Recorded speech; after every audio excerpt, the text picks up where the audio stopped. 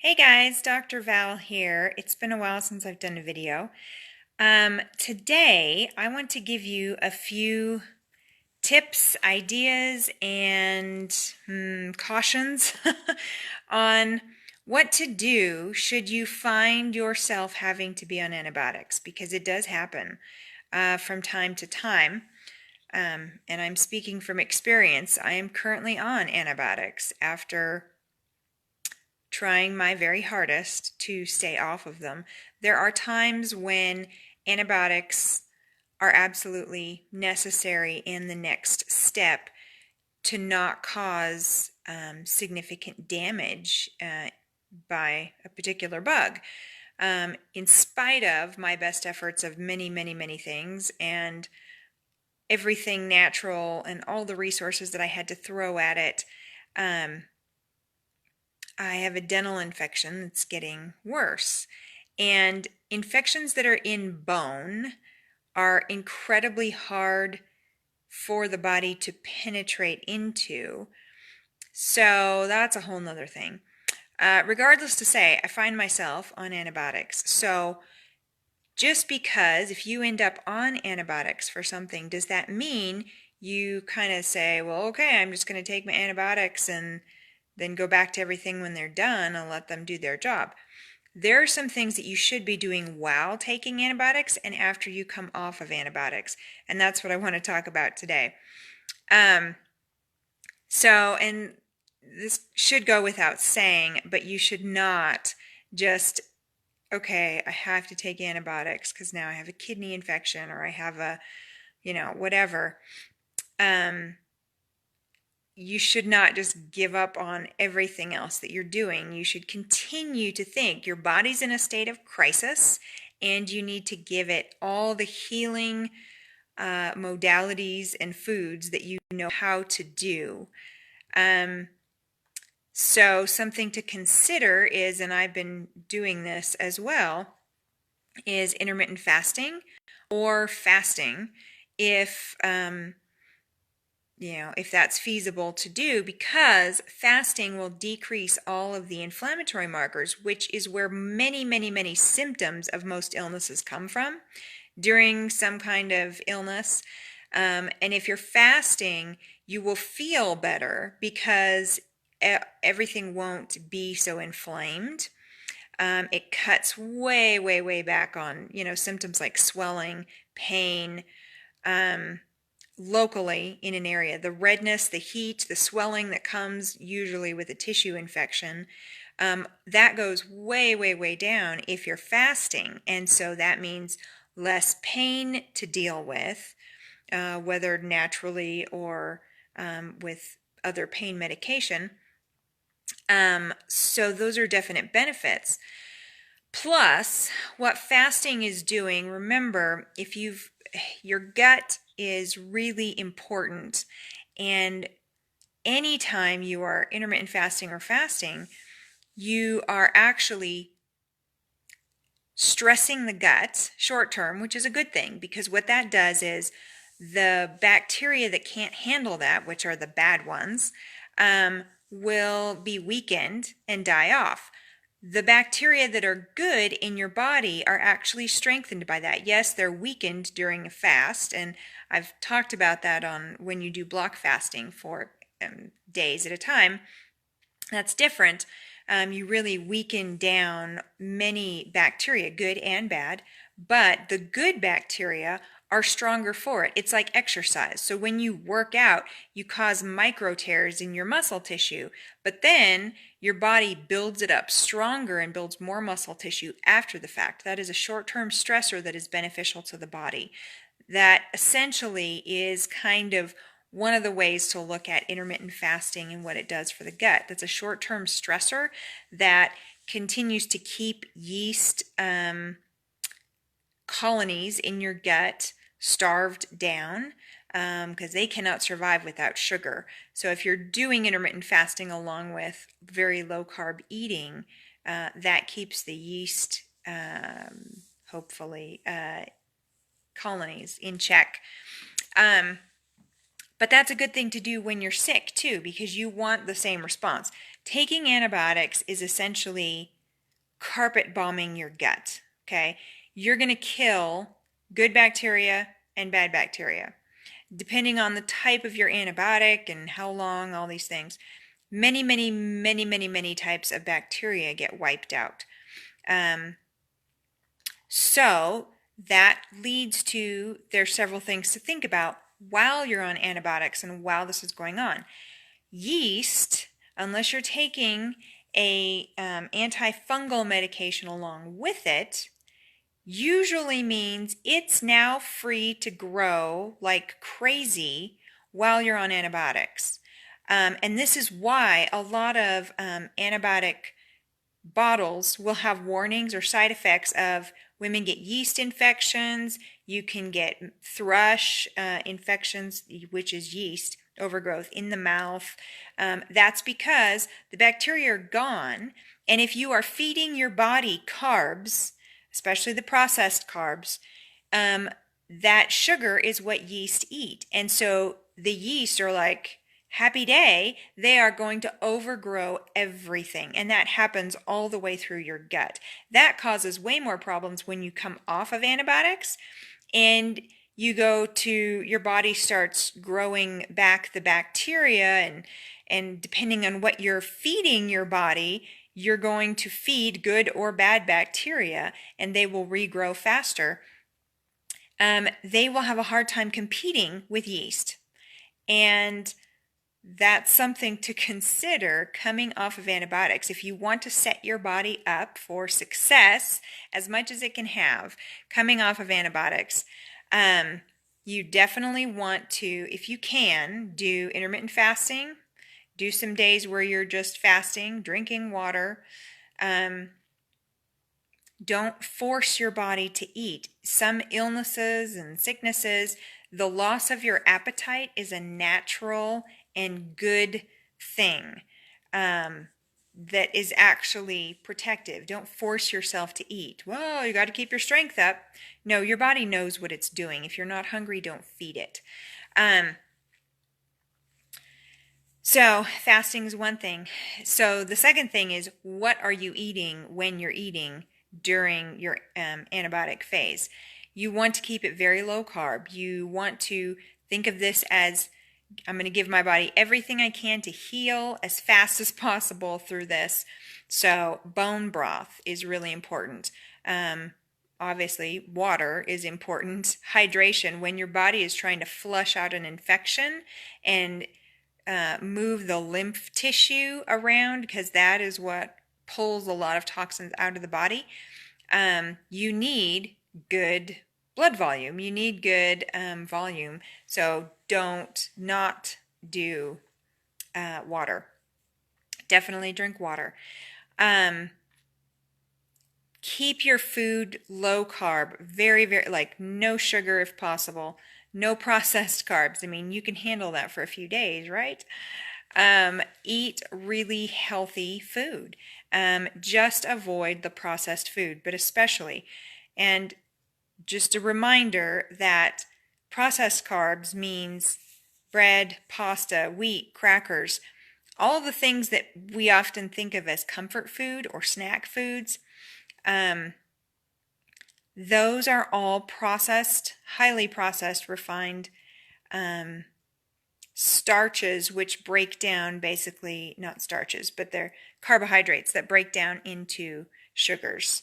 So from your body's perspective, all of that stuff is sugar, pure sugar. So it doesn't mean, I'm not even talking about sweets, I'm talking about carbs from anything with flour, anything like wheat flour, cereals, rolls, any of that stuff. That is pure sugar to the body. You really want to avoid that during antibiotics and after. Because all you're doing at that point is feeding yeast and feeding bad bacteria. Those break down and they increase the acidity. They make the gut more acid, of an acidic environment. That is when bad bacteria can overgrow. So while you're on antibiotics, just think of it as, I'm doing everything I can to feed my body healing foods. So back to specific for the gut, we will talk about fermented foods, which is really important, probiotics, which while you're on antibiotics is important.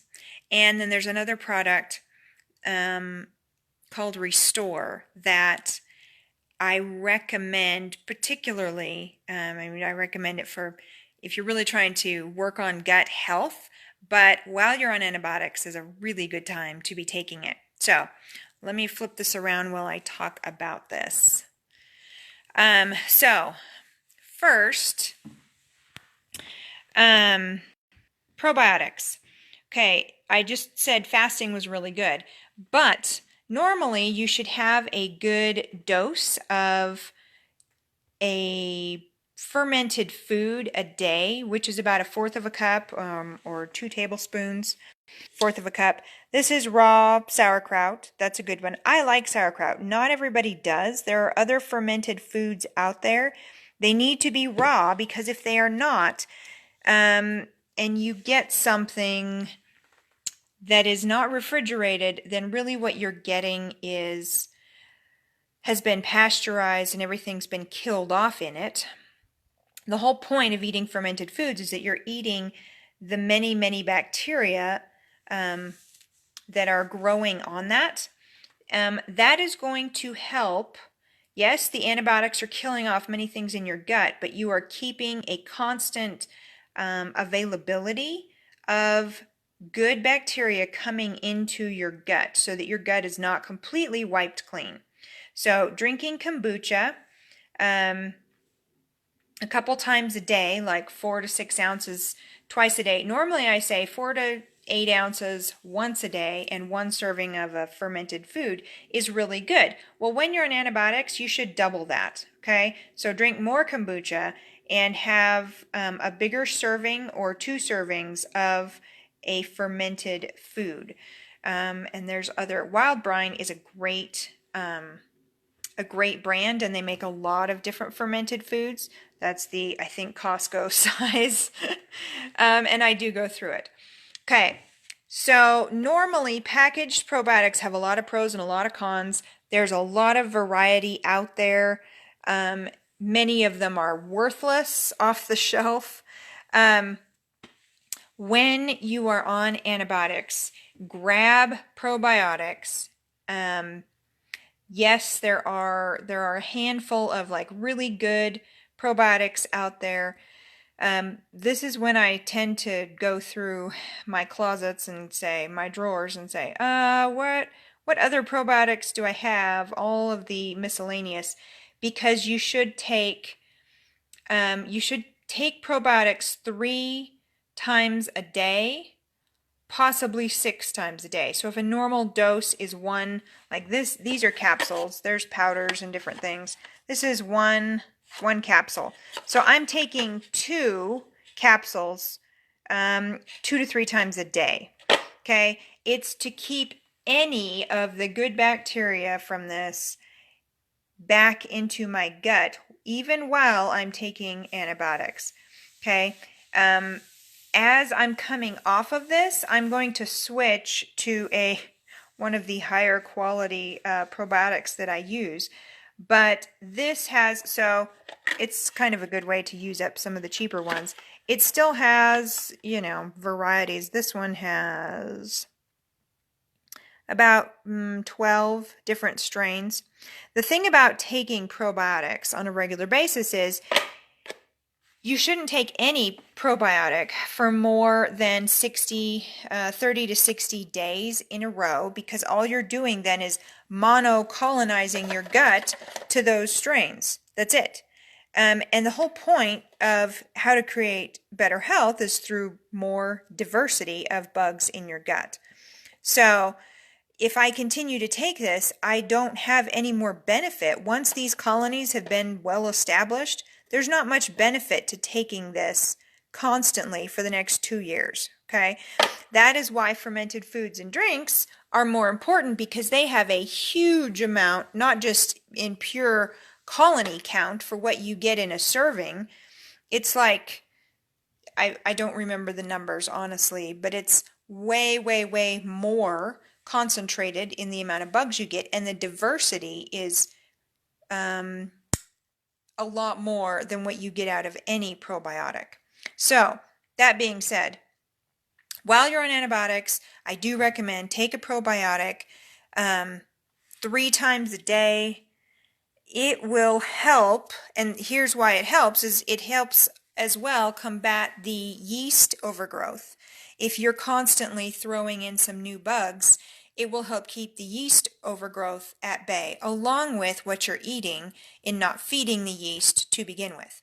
And the fermented foods all have food for those good bacteria as well. So your fermented foods, you're getting new bugs, plus you're feeding the ones you're taking. Okay, so that being said, those are really important, okay? Because you want to continue to repopulate. And then after you come off antibiotics, continue taking a probiotic for about a month, in addition to continue fermented foods and drinks, which is really important anyway, and you should be doing that every day. And then there's another product. This is called Restore. This is not a probiotic. It is designed with specific chemicals, if you will. It's the little molecules that bacteria use to talk to each other, and how it creates a really good environment for them to thrive. So it's like it's like the structure of a home for a bug colony, okay? A good bug colony. And you need those chemicals to be around. It helps the good bacteria to grow faster. That's been shown clinically. This was developed by Dr. Zach Bush, who is brilliant, and really helps to establish a healthy gut. Normally, I think this is taken 3 times a day, 1 teaspoon, 3 times a day. So when I'm on antibiotics, so obviously this is a giant bottle, 32 ounces. Taking 1 teaspoon 3 times a day, this is going to last forever. I've had this for a long time. And I poured some out into a smaller bottle, and that's the one I keep in my cupboard. And I don't take it unless I should take it more often, but I don't take it unless I have specific issues. And one of those is it's a great time to pull it out and use that 3 times a day when you're on antibiotics and for a while after, because it will really help the gut to not be destroyed from a round of antibiotics. Okay? There is a website, Restore. You can go to restore4life.com and get that on his website. I think there's a few other sites that actually sell this. It will last a long, long time, even if your whole family is taking this.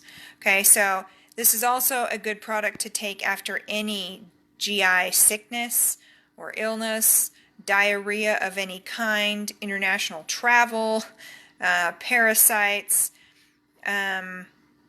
all that stuff. And I know I've mentioned this in other things, but depression and anxiety and mental issues are all very much tied to the gut. If you are really trying to do gut healing, then you need that product. There's nothing else like it.